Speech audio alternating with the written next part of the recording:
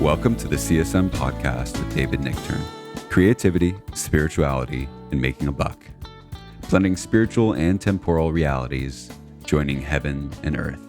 We will be talking with a variety of manifestors, individuals who have, in one way or another, clarified their vision, created an offering, and brought that offering to the marketplace.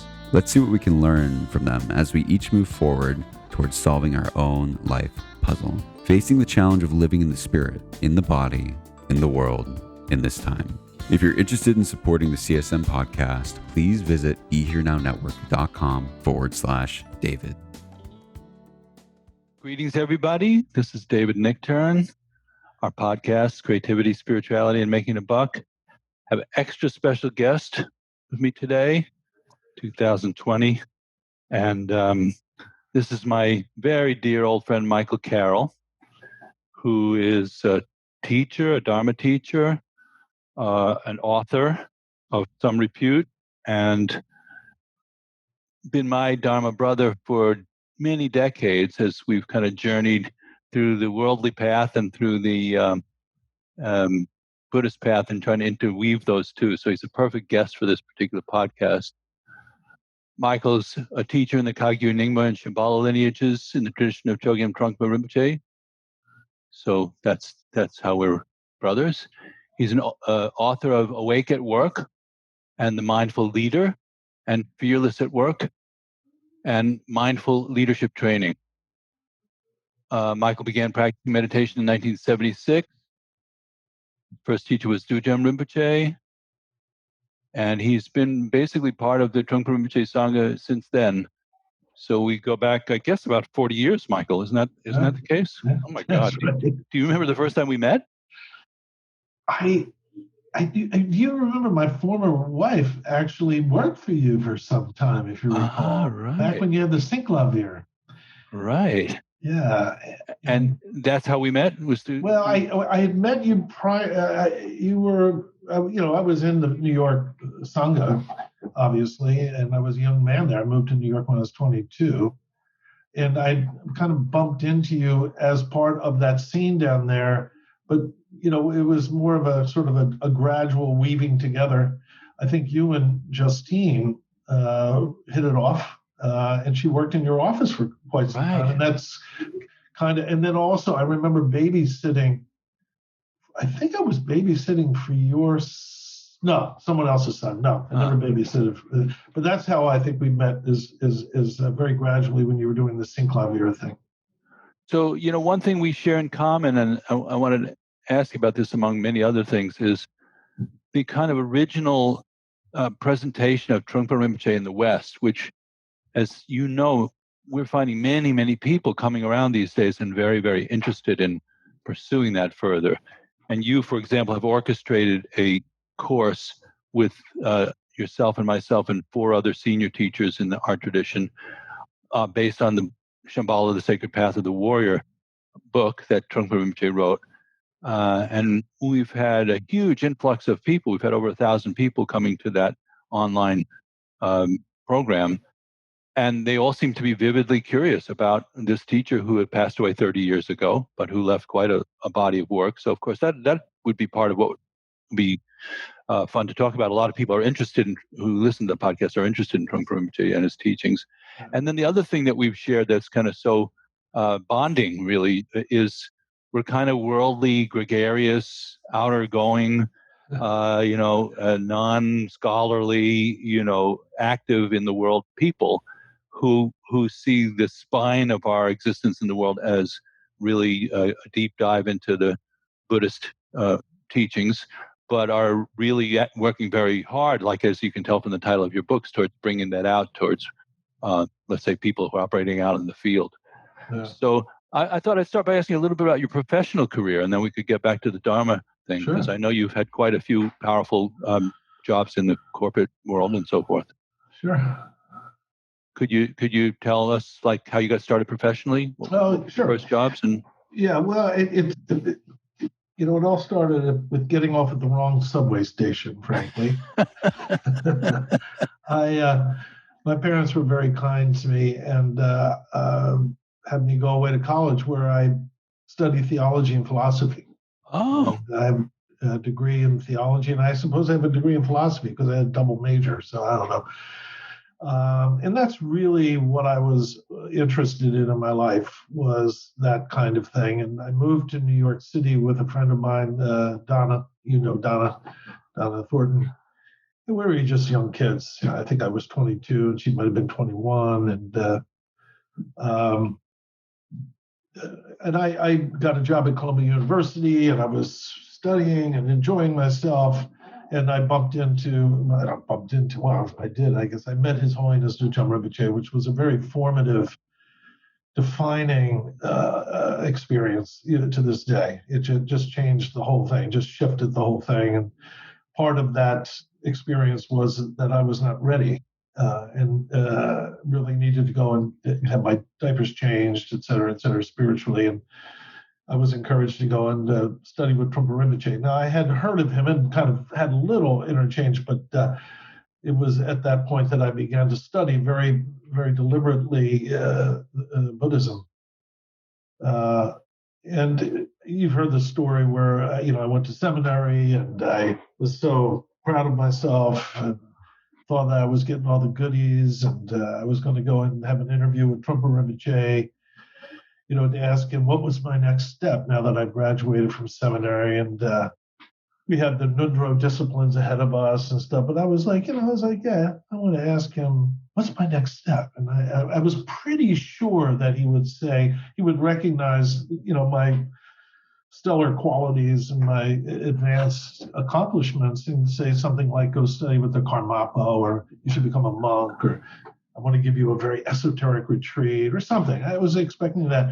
And as I was asking him what to do next, he just looked at me and he said, go get a job. And I was so arrogant at the time, and I guess I still am, but I hopefully a little less, that I assumed that he must have misunderstood me. So maybe he thought I was someone else, right? So I just started explaining again and again. And you know him well, so you know this experience. And I explained it again, hoping that he would realize who I was. And he just looked over his glasses and said to me, you can do it. Give it a try. Mm. And, at the time, it was very disconcerting. I wasn't particularly, I felt like I had been thrown out into the cold, so to speak. So I went back to New York, got my master's degree in education, adult education, did my thesis on executive development, et cetera, so forth. And then I got a job on Wall Street. I was on Wall Street for about 7 years, Shearson Lehman, Payne Weber. Then moved over to Simon & Schuster, where that was sort of my first really big job. The other jobs were important. They were but Mike, how did you go from a philosophy degree to working at those companies? What qualified? Well, I just went to school and studied, and then I got an internship. I wrote my thesis actually on McClellan's Competent Manager, which is the source of Goldman's emotional and social intelligence work. These were early studies on competency modeling, which was of great interest to me, to be able to describe behaviors with great accuracy. In any case, I went on a couple of interviews and got a job at a bank, as a junior officer, and I had to make a living somehow. And it basically just followed Rinpoche's instructions: go home, get a job.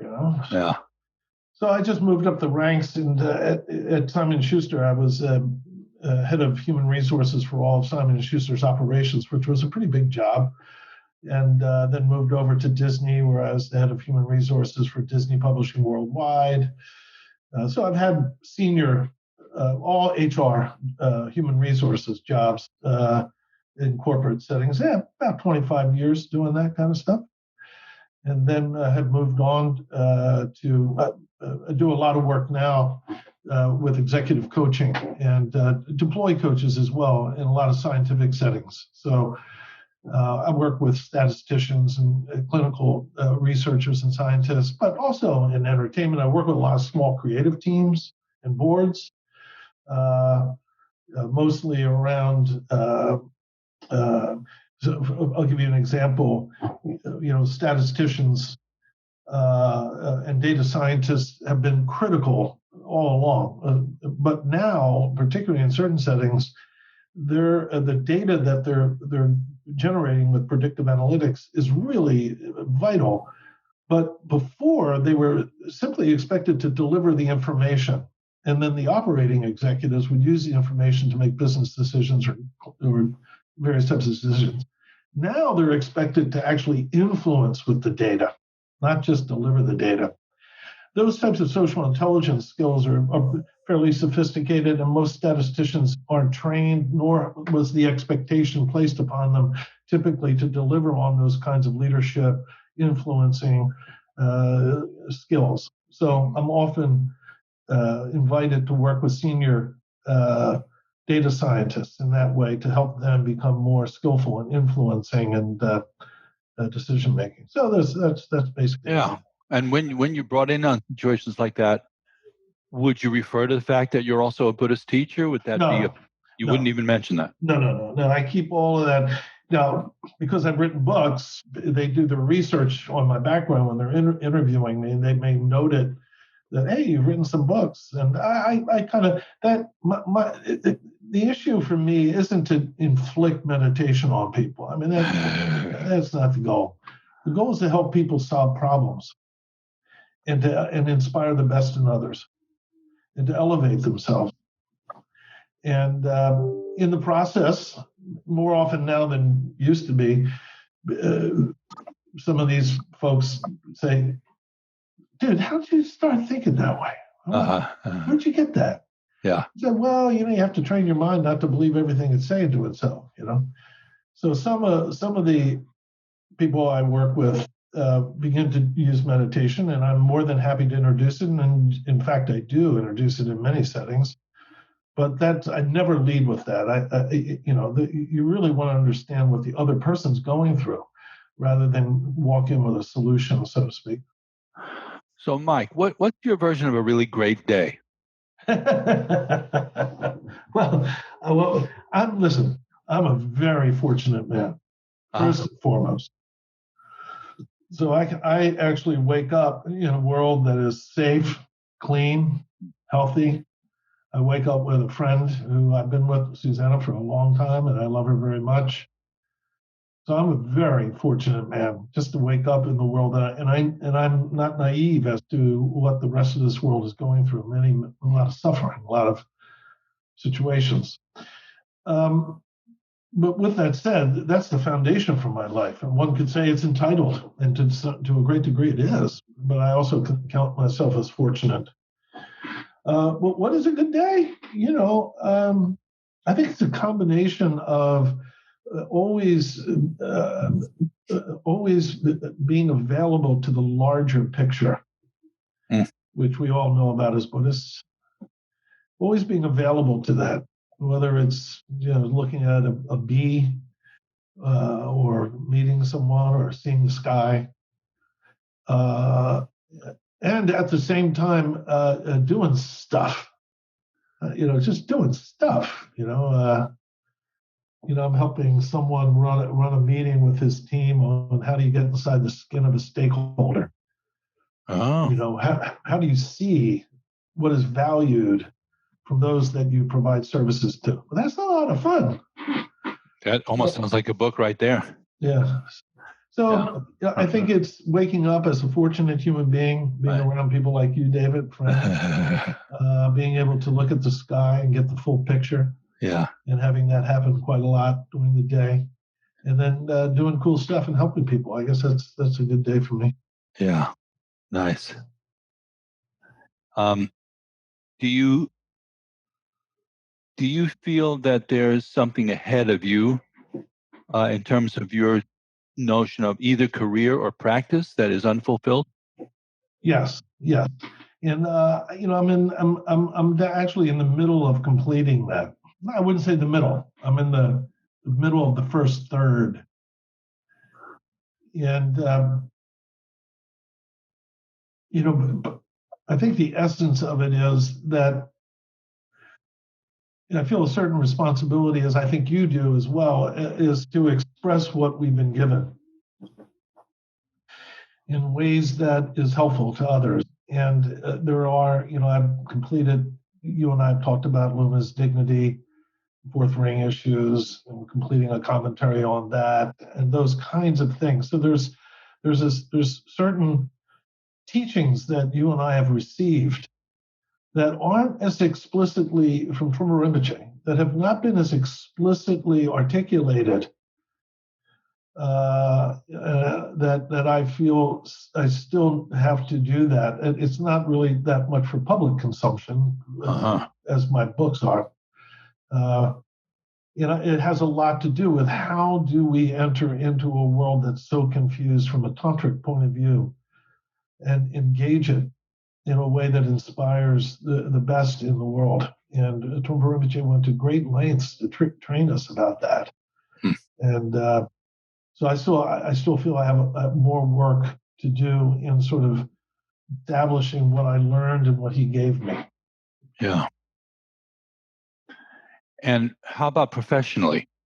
Do you feel like there's something unfulfilled there? Or is it all one thing? No, everything has a compartment. It's all in the same house where everything, I do keep somewhat separate. No, honestly, David, I guess, no, that's a good question.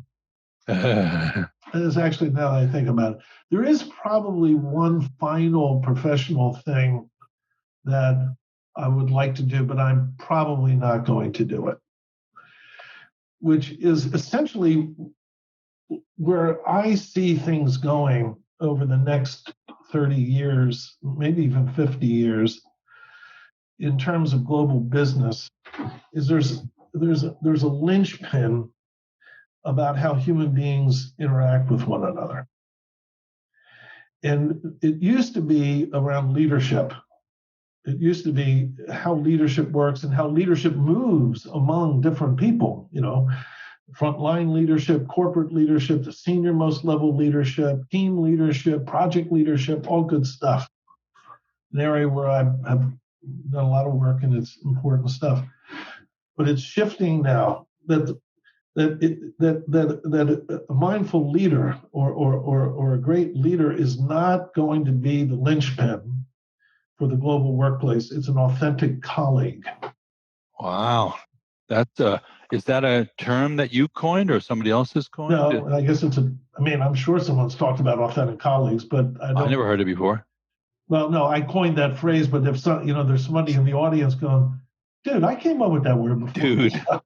There's definitely people in this audience saying dude, whatever. Well, I apologize. No, it's good. So authentic colleague as opposed to the leadership. That's correct. Does that mean it's eye level, Mike? Is it? Yep. What is really the defining relationship is the eye level relationship, because things are self-organizing now. And where we're seeing a lot of the initial dynamics to that are around agile teams. And for people in your audience who know what agile teams are, it isn't just an agile team.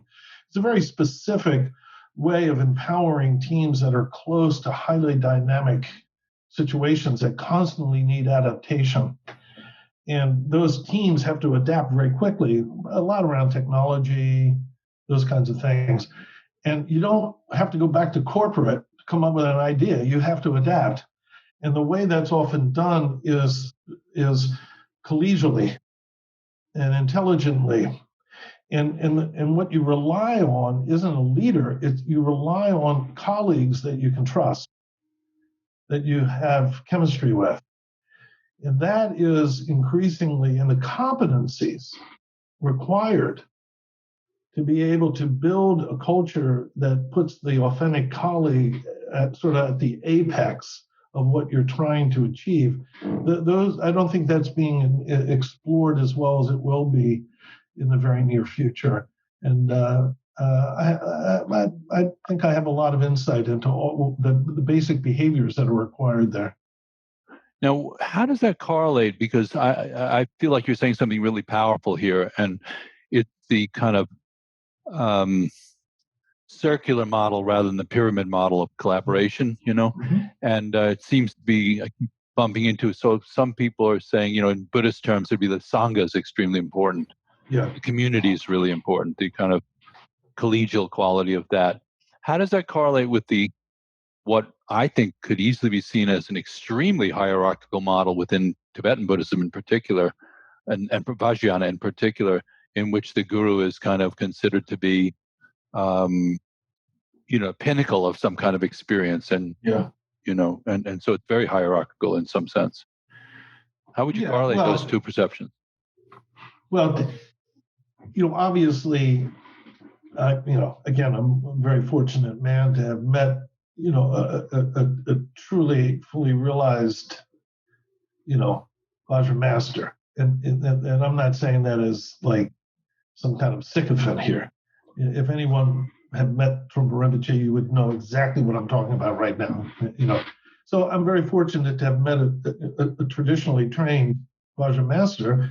I wouldn't recommend having a Vajra master to many people. I mean, that's not like, hey, everyone ought to have a Vajra master or something. But I also was fortunate in that I think Trungpa Rinpoche understood that he was handing a very ancient tradition off to a modern world. And I think he also had a tremendous amount of confidence in us, frankly, that he could hand it to us. Now, some of us dropped the ball, and I honestly can say that I haven't been always the best student as well.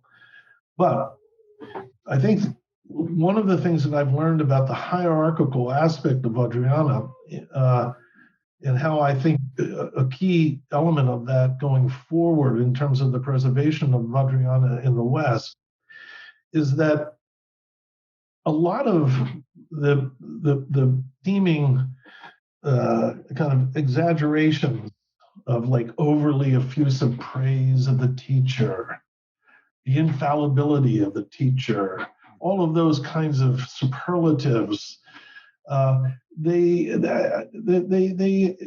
increasingly stray. They increasingly are more obscuring the issue than clarifying. And the issue, in my mind, about the guru is really the essence of it is love.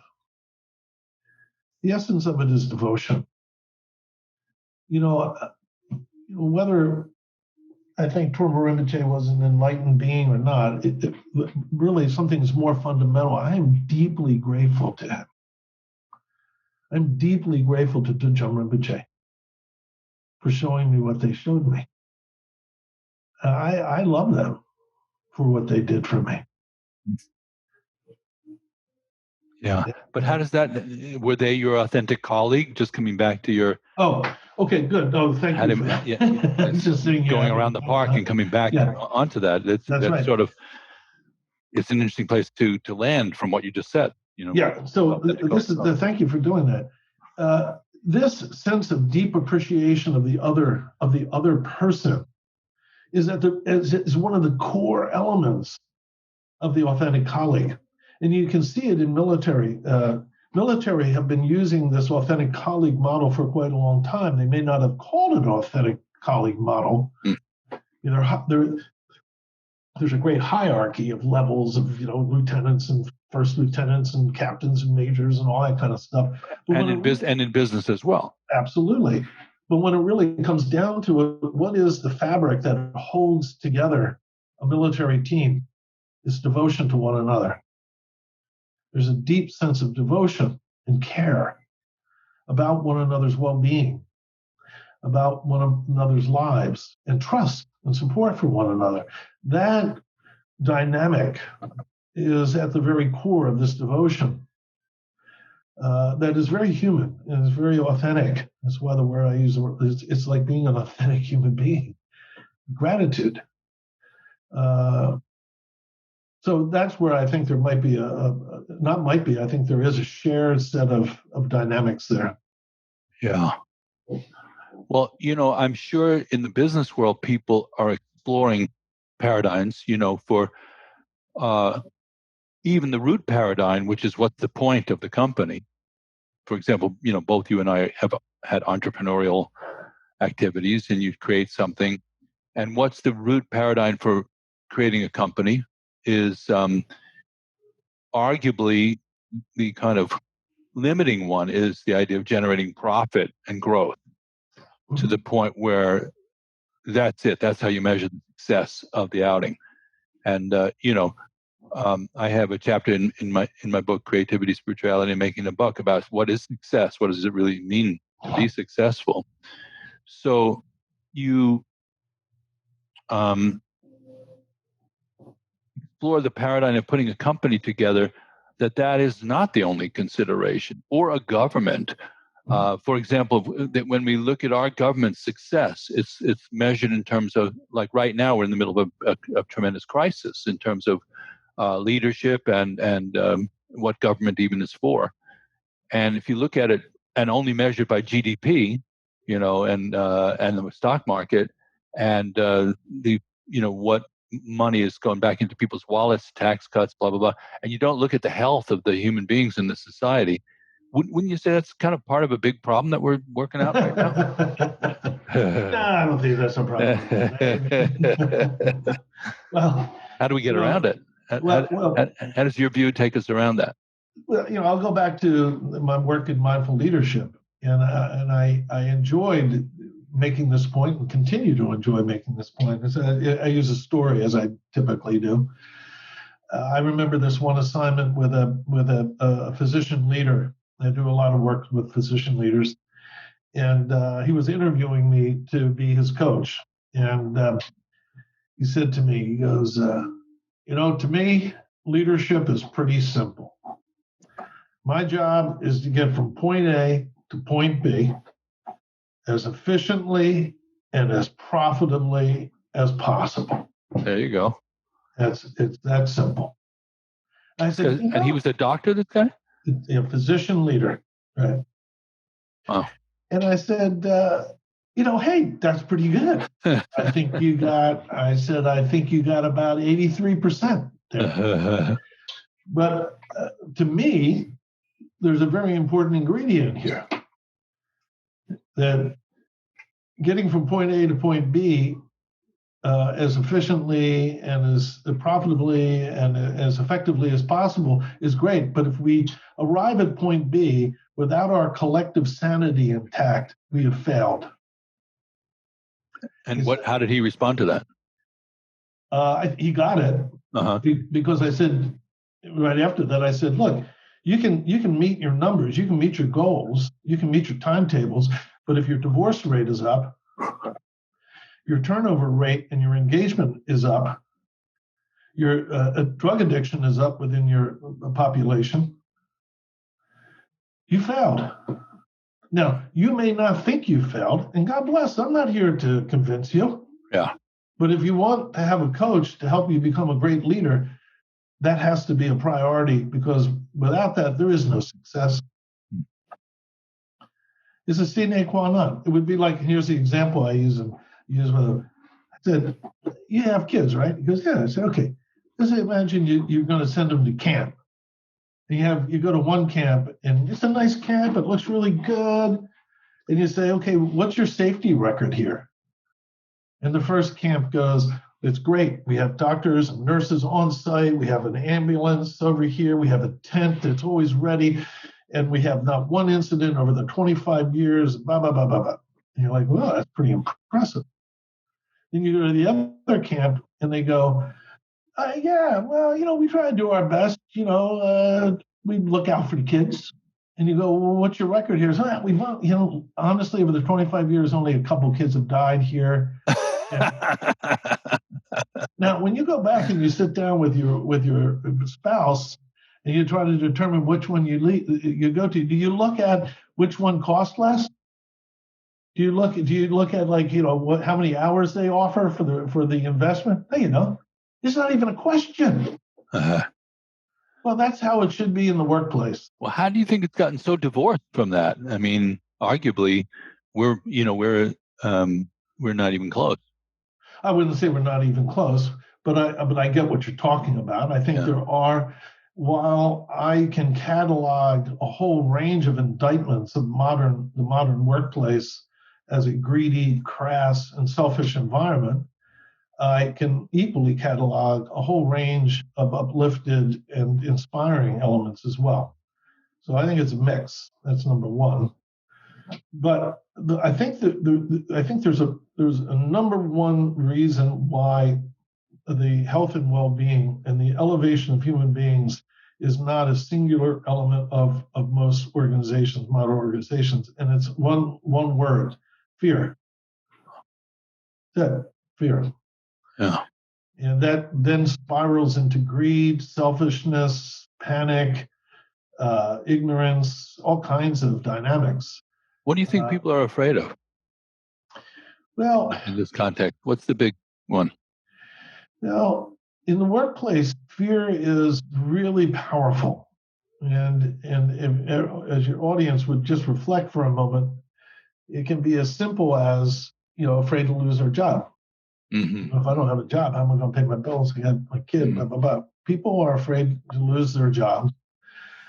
But even if you have a job and you're not for leisure, you're afraid to maybe be marginalized.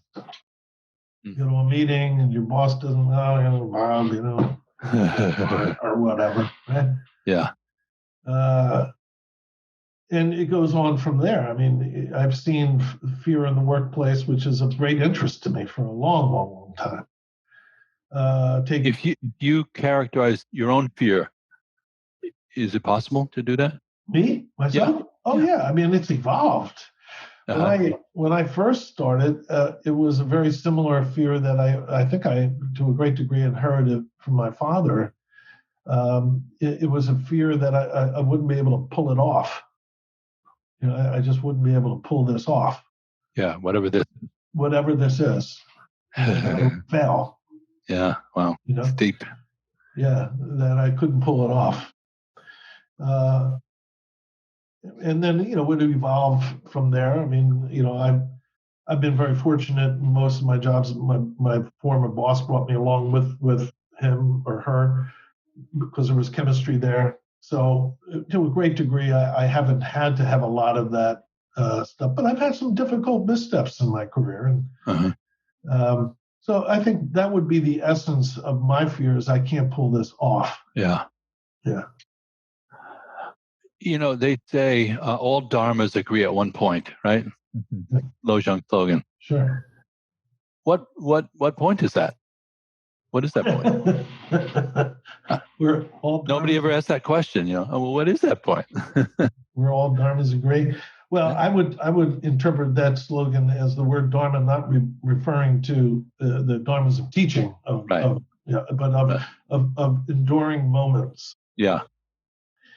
And that every moment that you have in your life resolves itself into a truth. Uh-huh. Either you're hesitating or you're not. Uh-huh. It's one or the other. Oh. It's one or the other. Either you're trying to navigate yourself through life or you're actually living it. Mm-hmm. Yeah, this is very Michael Carroll right here at this moment, ladies and gentlemen. This is really the nub of. So, and it's digital. It's binary. It gives itself the impression that it's binary. Either you are navigating or you're living. It gives itself the impression that you have that choice. But you don't. You're living with or without your permission anyway. You're living with or without your permission. That's funny. Yeah.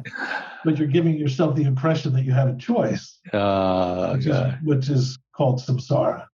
Samsara is the delusion that you have some kind of choice about being there or not being there. That's right. And then I can construct an entire storyline around the Mikey show. Right. Yeah. So is there a better environment to kind of, test that premise than everyday life in the ordinary world? No, and I think that was one of the great, Trungpa Rinpoche, I think could be summarized into maybe a dozen, really fundamental, profound instructions for the modern world. One of which is that your life is perfectly arranged to attain enlightenment. Perfectly arranged. And that one can engage the melody of circumstance of your modern life in such a way that it can accelerate the insight into the fundamental element of what it means to be human. So whether you're a truck driver, nurse, mom, dad, whether you're disabled or not, that when you fully understand the circumstances that you're in, it can accelerate your ability to wake up. Now, leaping from there to like, we're in an incredible moment, right? You know, as we're talking, I'm sure by the time the podcast is on the air in a couple of weeks, everything's going to look somewhat different. What the heck do you think is going on in America right now? Like from your birth, you know, your sky mind view, the big picture, there's something going on that is bigger than the narrative that's happening, or the various narratives. I think there's two things here from my vantage point. And again, this is just now the Mikey feeling. That's all I'm asking for. Yeah, I mean, the one dynamic is that I became radicalized at around 13 years old. I knew I was being lied to by, Jimmy Swaggart, Catholic Church, Vietnam, everything. I mean, every time I kept pressing in to investigate, I knew I could smell this is a lie. And as I grew older and I developed myself spiritually, I probably didn't pay attention to politics that much. But I guess the point is, I'm not surprised by this. I'm not surprised that half the country, after having 4 years of an unvarnished view of a profoundly mentally ill sociopath, serial sexual predator criminal running our government, actually comes to the conclusion that that is a preferred experience. I am not surprised by that because I smelled it back when I was 13 years old. And the fact that Donald Trump exists, people like you and I look at that as an appalling issue, but it's frankly a mirror. That's how this country has been seen by people for a long time, whether you're an indigenous person from this country, or you're a Vietnamese, or you're from Latin America. That level of sloppy, loud, condescending incompetence has been how we have been seen for centuries. So nothing new there. We all live in, this country is built, you should read the book Fantasyland. Okay.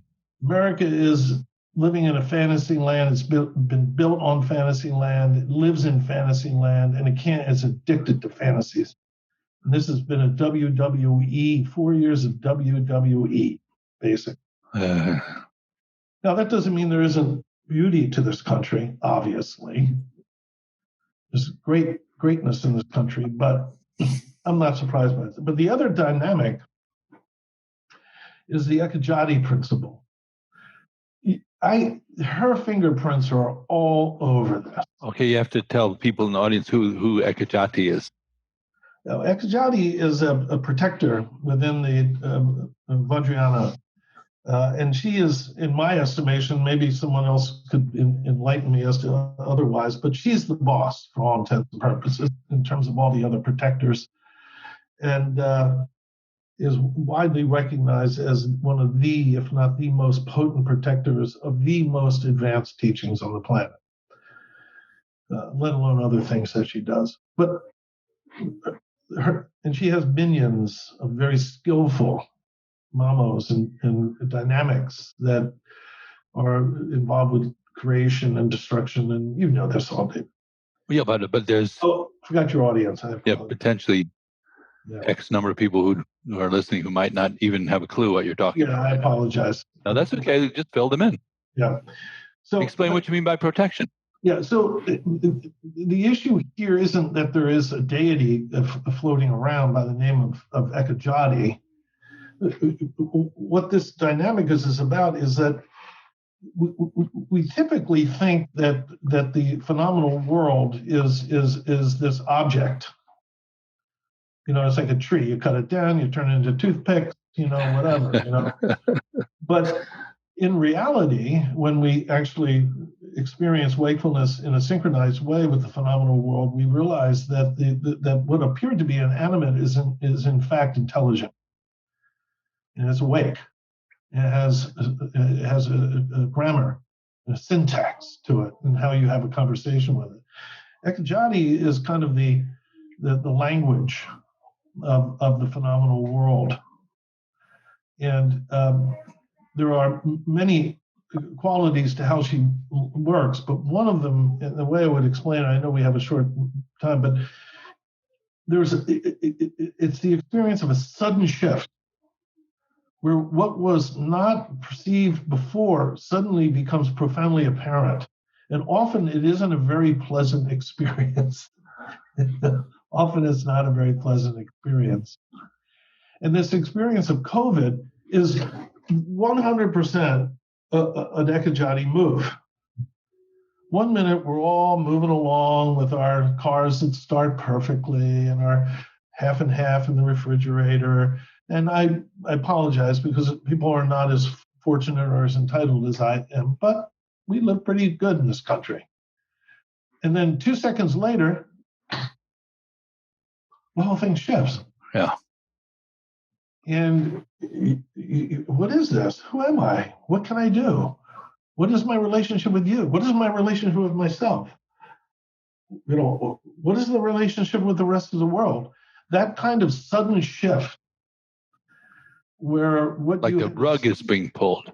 That's correct. That's an Ekajati move. Yeah, pull that rug. Happens very suddenly. Yeah.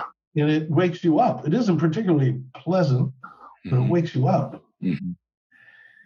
So, in order to relate with it, as I've been trained, you relate with those awakenings as sacred.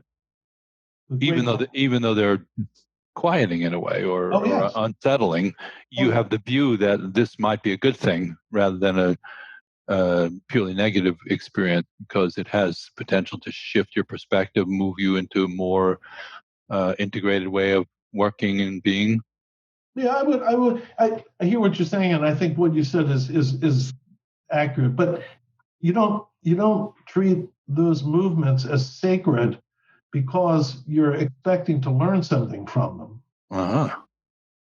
You treat them as sacred because they are fundamentally real. Being human and being vulnerable like this is real.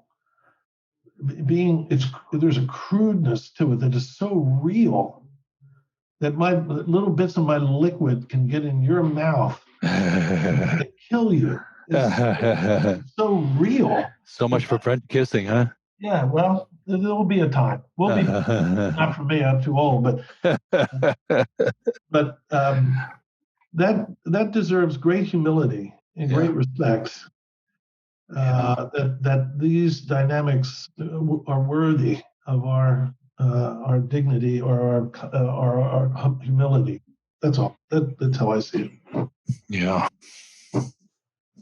And do you have a plan for what? For anything? Well, yeah. I mean, I try to keep enough money in the bank so that I don't, I can go to the store and stuff like that. I don't really have a bucket list. I would like to. I remember going on an adventure with my dad to the Grand Canyon, and I love that little area where you come from Albuquerque and drive all the way up to Canada and just enjoy yourself there. And I just love meditating on the edge of the Grand Canyon.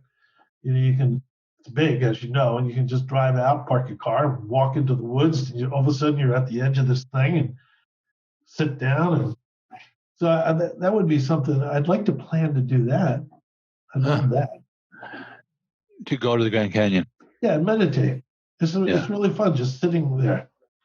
It reminded me of when I went to Bhutan. You may or may not remember this, but I went up to Taktang, which is the cave where Padmasambhava used to meditate, which is in a sheer cliff that you have to kind of go up a pretty steep mountain climb to get to famous place, Tiger's Nest. And I got there, and I feel like, wow, we're talking about the 8th century AD. And that's when this cave was, occupied by him. Right. And now there's a monastery built around it that has burned to the ground and has also been refurbished, but it's still quite primitive. And you're sort of at this power spot in the world. And I'm sitting there kind of, after I went into the cave and I'm looking at my phone, I went like, oh my God, I have bars here. And I called you from there. But you weren't home, and I left you a message. Yeah, I think I remember getting that little message. So that's sort of an interesting overlay of our lives, that connection, because we do have some kind of, and many people who are coming around now, Mike, have this connection with Padmasambhava and, something about the ancient kind of teachings and resonating, and shamanic traditions and Hinduism. And, I'm sure a few people are exploring their own ancestral traditions, but, there's a lot of interest in those. And then there's the existing ruins, if you will. Like if you go to India, there's the ruins of those civilizations, Yeah. If you go to Thailand, you places like that. And we're in some way really tuning into that. And we had a gift, which was we had a translator, a famous translator called Trungpa Rinpoche, who was able to take that, not just the language, but the culture, and portal it into, like, basically giving us a way to access that information, which would have been very, very hard to access. And yet at the same time, and there we are, with our grandkids on the, and here we are on a Zoom call, and our grandkids, are probably going to be more virtual than real most of the time, in terms of their actual experience of the phenomenal world. And we're supposed to bridge those two things. I really feel like that's the unique quality of our generation, and why we're, making our serious pitch, as opposed to like, okay, into the sunset, let me take it easy now. A lot of people like yourself and myself, I know, are almost doubly activated to go, we have to take our last good effort at, communicating the fact that we knew the blues masters. It's like, there are no blues. I use that analogy a lot. There are no blues masters anymore. Right. There's no such thing.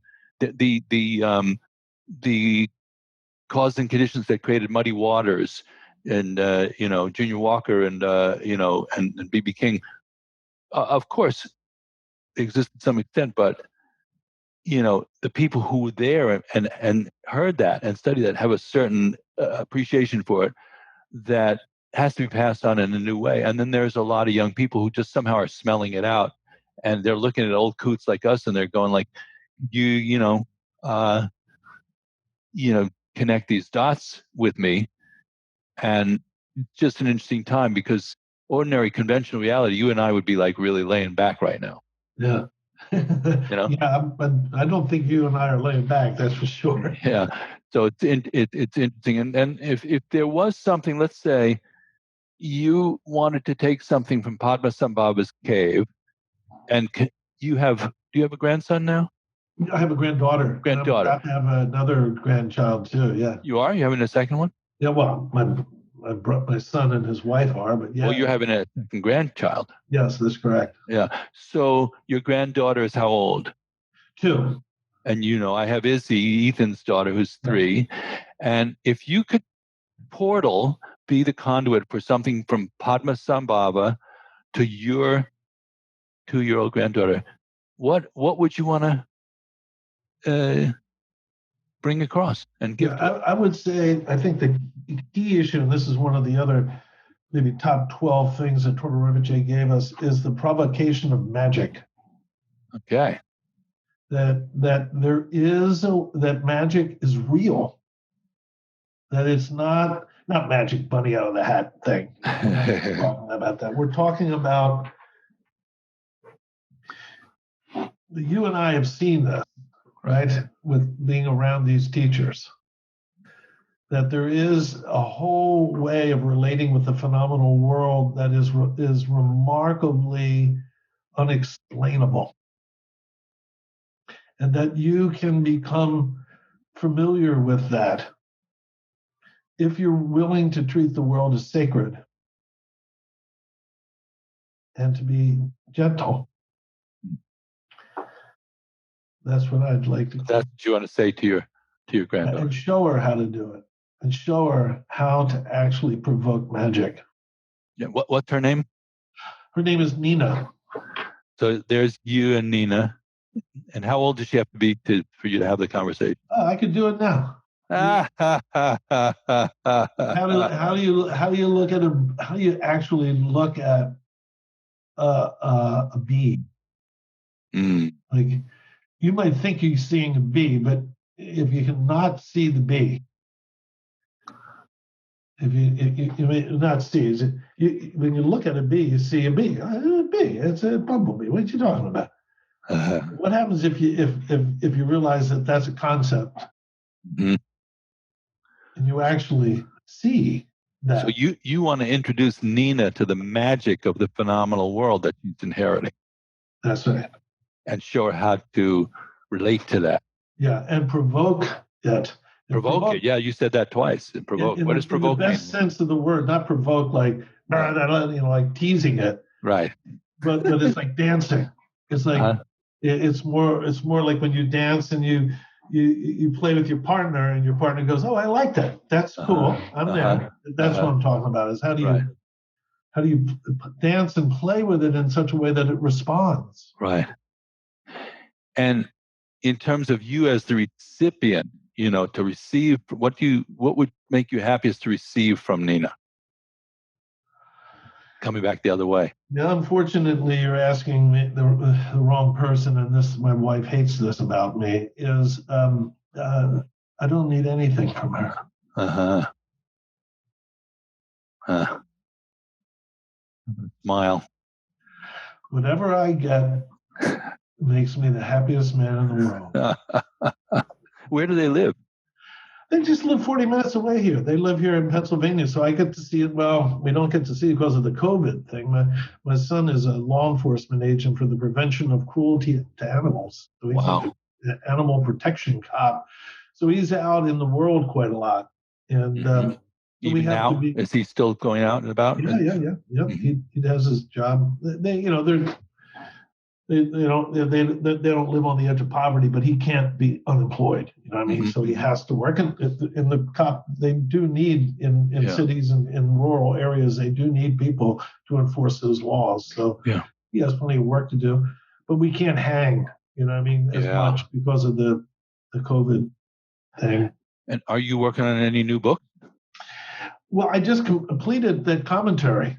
And it's a 60,000 word commentary. So that's done, and it's in the editor's hands to get printed. But that's not a public book, right? No, it's not a public book. Any public writing that you're contemplating? I'm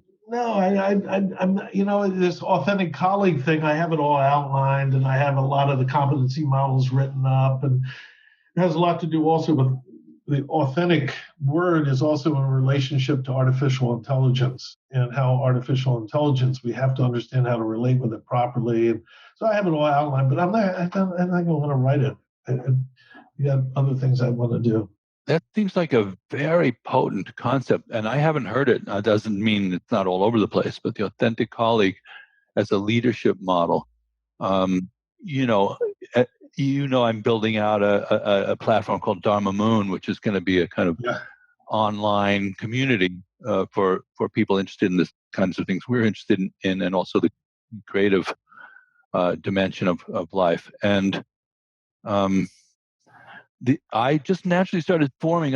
When I'm sending out the communiques to the people we're working on these things, I say team. I chose the word team rather than anything else. Like team sports, for example, you could look at a football team and you could say, well, the quarterback is kind of like the guy calling the shots, but on some level, he's no more important than the left tackle. Oh no, I mean, football, it moves around. Yeah, it moves around, and so the notion of teamwork seems like, and there's also, I say it's an old cliche, but there's no I in team. Sure. And this seems to me to be like people wrap their minds more around this notion of teamwork and lessing the I thing. A lot of people I talk to just dial that down some, that I thing, even if it's in a spiritual context, that, okay, there's one person who's like Mr. Universe or whatever. There's a collage around those people. And even when Buddha taught, right, there's the Buddha, but there's all the bodhisattvas and the arhats, and sometimes they're giving the teachings, so this spreading out into mandala principle, Yep. It seems like, and then to have a word for it that works in the Western context, authentic colleague. I don't know. I would buy that book if I saw it in a store. I'm just saying. Well, thank you. But one final situation here, and this is important, is when we were growing up, David, how we affiliated with situations. I mean, I affiliated with the Catholic Church because my parents were Catholic and they sent me there. So I affiliated. Yeah. That's not how it works now. If I'm interested in bumblebees that wear top hats, that's all I'm really interested in. I can just Google bumblebee top hat, and there's like a little group of people around the world. Yeah. So this ability to naturally and organically and improvisationally affiliate is an increasingly powerful skill of modern humanity. But when you show up in those affiliations, you have to know how to be authentic. You have to understand the social intelligence skills to affiliate skillfully. So you don't want to really deny the I. You just want to show it with an I that's skillful, so to speak. Yeah, and interactive. Yeah. Well, I just want to give a word up for, you have the quality of appearing kind of innocent, like I can stand by the side of the road and I didn't do it, I didn't do anything, and all this traffic going on and the new stadium is being built behind you. And I'm just hanging out here. So, but you crystallize a lot of interesting activity, and you have, you teach all over the world and you consult with people, but you have a group that you've kind of crystallized called the Wisdom Seat. Yeah. Which is a very interesting project, and we've been collaborating under that and doing the Shambhala Path of the Warrior book under that. Is there anything you could tell people about the Wisdom Seat that would where they can go to find out about it? Or thank you for inviting.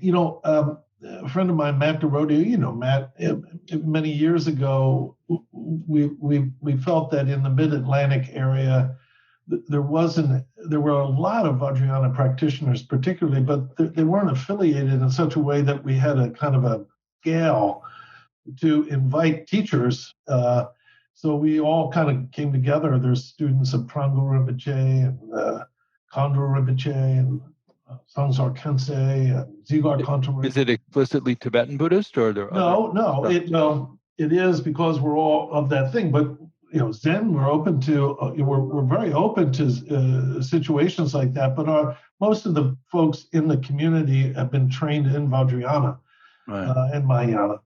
But in any case, we just started inviting teachers, and they would come. And we're right near Swarthmore College, and we're right near Pendle Hill, which is a very, very active Quaker retreat center.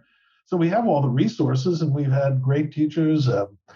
Rabjam Rinpoche was here recently. Chongling Rinpoche comes regularly. We could go on and on. Are any of those programs online now with those teachers?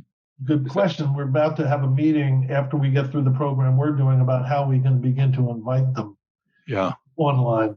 But the other part of it, too, is because they don't even have to physically be able to get there. Yeah, but no, that's the fun part. I mean, Mike, I'm just saying, but I get that it's the fun part, but this part is practical now. No, I agree. And it has a second thing, having leapt into this myself, it opens up to a community that's worldwide.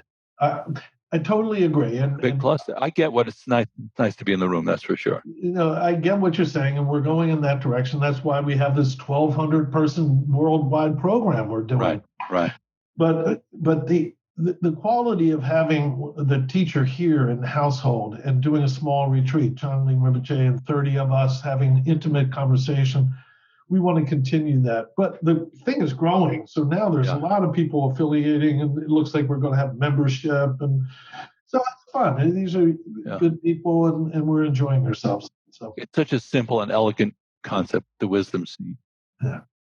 And the wisdomseed.org, or is it wisdomseed? Wisdomseed.org, yeah. Just wisdomseed.org. No, wisdomseed.org. Okay, so everybody check that out. And then that's very nice of you, David.